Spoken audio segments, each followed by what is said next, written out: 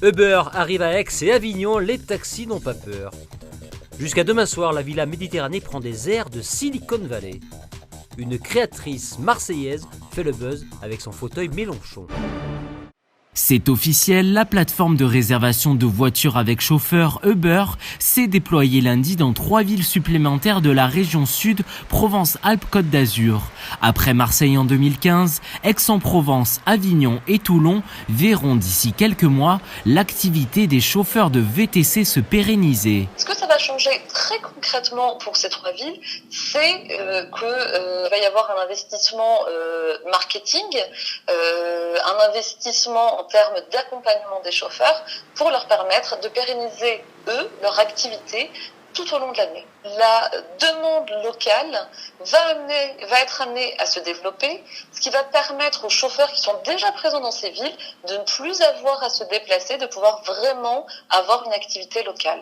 Ce que ça signifie pour le passager, c'est un service plus fiable, des temps d'attente moins longs. Si l'arrivée de la plateforme Uber dans ces 3 villes prévoit une augmentation des demandes de courses, les taxis aixois se rassurent en dénonçant un buzz médiatique sans réelle nouveauté. Cette plateforme utilise des méthodes de communication qu'on connaît et donc encore une fois ils font le buzz. Comment ? En disant qu'ils vont s'implanter dans notre ville. Je vous rappelle que c'est du réchauffé puisque ça fait maintenant plus de 3 ans et demi qu'ils sont sur la région, qu'ils ont déjà fait cette annonce au mois de juin pour le festival d'Avignon et d'Aix-en-Provence. Là, ils recommencent, donc c'est bien, ils aiment investir dans les inaugurations. Après, nous, ça va nous rebooster encore une fois pour toujours aussi bien servir notre clientèle et être présent sur le terrain. Avec ses 28 000 chauffeurs répartis aujourd'hui dans 15 villes françaises, la conquête du VTC par Uber est définitivement lancée. Marseille a des airs de Silicon Valley. Depuis ce matin et jusqu'à demain soir, les allées de la Villa Méditerranée ressemblent à la Californie. Ici, c'est Facebook, la firme américaine, qui anime le boost numérique, 2 journées consacrées à la prise en main des réseaux sociaux. Objectif, aider à la dynamique de digitalisation. Actuellement, c'est 30% des entreprises qui utilisent Facebook qui disent que c'est générateur de valeur et de business pour eux.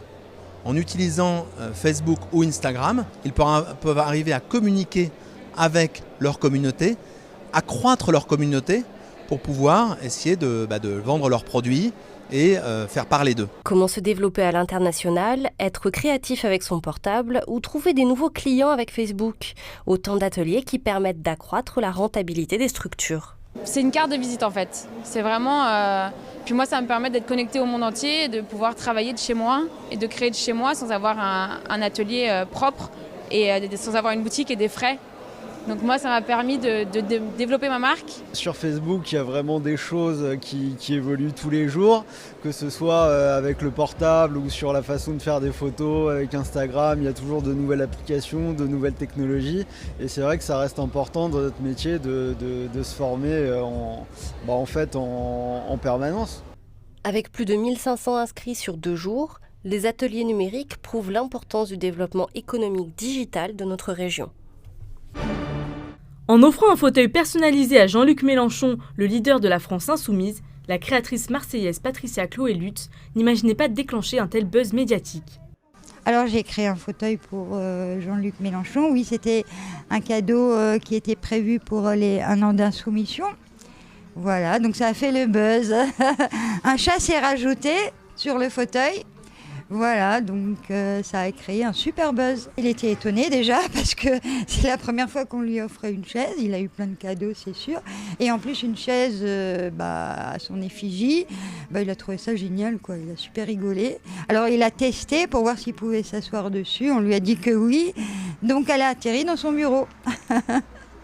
Dans son atelier situé boulevard de la Libération dans le 4e arrondissement de Marseille, Patricia Chloé Lutz multiplie les créations originales, mais propose également des cours afin de personnaliser et réparer les fauteuils.